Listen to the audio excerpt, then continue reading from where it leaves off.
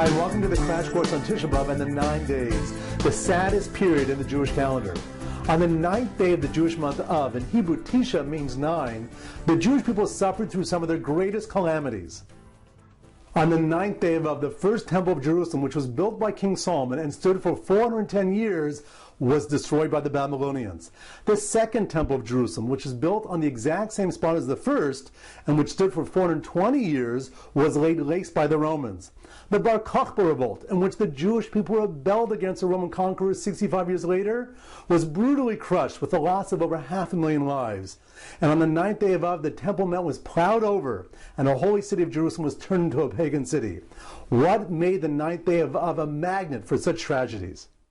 It was an event that occurred 480 years before the Jews even had a temple in Jerusalem. While the Jewish people were still in the desert, they listened to the slander of 10 spies that were sent out to scout out the land. Instead of encouraging the final step in a long journey that began in the land of Egypt and was supposed to conclude in the land of Israel, the spies painted a picture of the land of Israel that ruined the Jewish people's resolve to enter the promised land.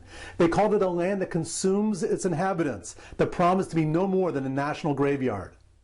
The Jewish people cried all night, and with those tears severely damaged their connection to the land of Israel. And therefore God said, because they cried for nothing on that day, which was the 9th day of Av, in the future they would have real reason to cry. And it's been with our tears throughout the generations that we've been working to reestablish our connection to the land of Israel, to see its centrality within the national identity, and to realize it's the only place to realize our true potential in our relationship with God. The rabbis decreed that 3 weeks before the 9th of Av, the Jewish people should begin the mourning process. That begins on the 17th day of the Jewish month Tammuz, which is the anniversary when the Romans broke through the walls of Jerusalem. Then on Rosh Chodesh Av, the first day of the Jewish month Av, we intensify the mourning. But what exactly are we mourning? The Temple of Jerusalem represented the zenith of the Jewish people's potential. It was a house of God that we built not just from mere stones, but from a deep desire to have God's presence in our midst on His terms.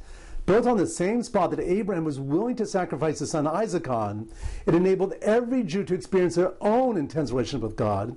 It increased their commitment to live by the standards of God's treasured nation. And it also helped spiritually heal all those who had previously faltered. The nations of the world ascended to Jerusalem to experience God's presence in the midst of His people and listen in awe to the words of His Torah. So how destructive can it be when we give that all up for false gods and idolatry? How devastating is it to us personally when we no longer aspire to be a light unto nations, but just want to be like all the other nations? And how long will the Almighty want to reside in a home where we bring offerings with an empty heart and observe our traditions simply out of routine? And so it began in the recesses of our heart, eventually snowballed into horrible transgressions. The Talmud teaches that the first temple was ultimately destroyed because of murder, idolatry, and illicit relations. And the second temple crumbled because senseless hatred for one another became the norm. Thankfully, our tradition teaches that just as we were the cause for the temple's destruction, so can we be the source for the rebuilding. The key is to mourn for the loss, to feel the pain of the Jewish people no longer unified, no longer anchored with a spiritual home, and more important, with a vast majority of Jews who no longer are aware of their intended status amongst the nations. So what are the various practices for mourning? In general, the Jewish approach to mourning is to refrain from material comfort so that we can get in touch with the spiritual loss. And therefore, for the 9 days, we don't eat any meat or drink wine, except on the Sabbath. We don't cut our hair, shave, or bathe for pleasure, just as mourners are prohibited from doing so. We don't travel for leisure or wear freshly laundered clothing. Tradition teaches as the month of Av enters, we diminish our joy.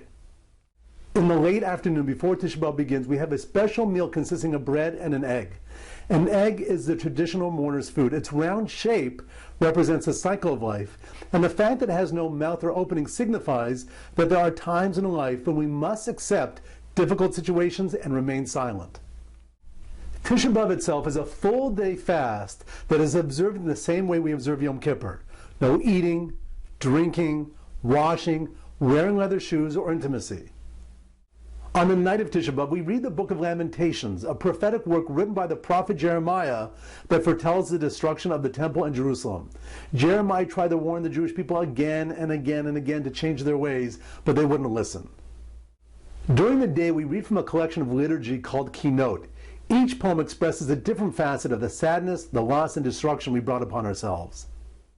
The custom is also to sit in low chairs until midday as a sign of humility, and we also limit our business activities.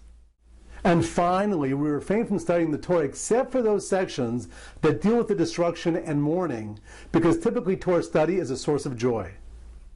I'd like to conclude the crash course with one thought. The Book of Lamentations in Hebrew is called Echa, which means, how could it be? But tradition teaches that the same letters can be pronounced differently, in the same way that God addressed Adam after Adam disobeyed God and ate from the tree of knowledge of good and evil. Ayaka, where are you? Where are you now, Adam, that you violated my trust and followed your passions? And that's a question we have to keep asking ourselves again and again on Tisha B'Av. Where are we? Are we really any better off when we're not gathered around the Sabbath table every week with our family and friends, sharing insights into life and observing our own rich tradition? Are we any better off choosing many of today's role models that fail in the basics of integrity and trust, instead of focusing on our greatest ancestors that combine wisdom and moral courage to impact the world?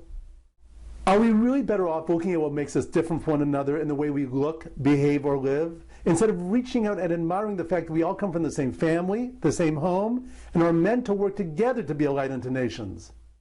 And will we ever be successful if we keep God out of our own lives and out of our own national identity? May this year be the last time we mourn for all the great losses and tragedies. Instead, let this Tisha B'Av be the day we rededicate ourselves to rebuilding a home for the Almighty in our midst, based on the heart and soul and the good deeds of His treasured people, next year in Jerusalem.